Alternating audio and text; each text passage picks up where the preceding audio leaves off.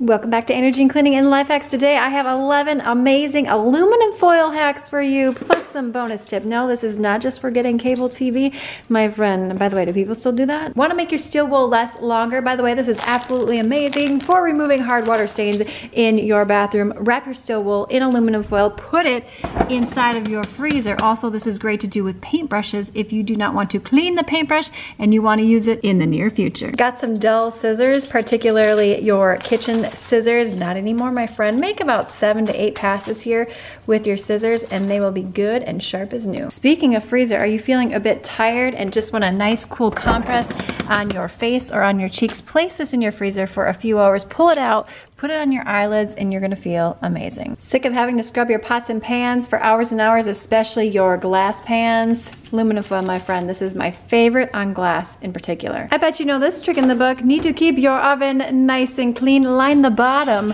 of your trays right here. Don't put it down here, put it right here on these oven racks. And then you almost never have to clean the bottom of your oven. Tired of dryer sheets? Woo!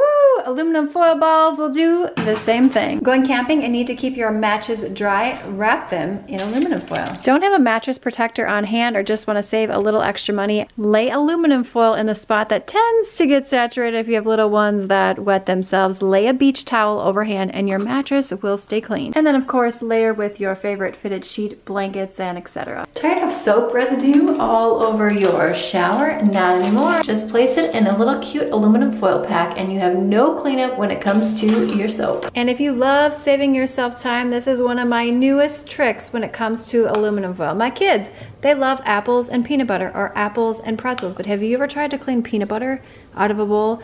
It's absolutely annoying and time consuming, and then it gets all of your rag and all of your sponges, and then you're trying to get the peanut butter off that.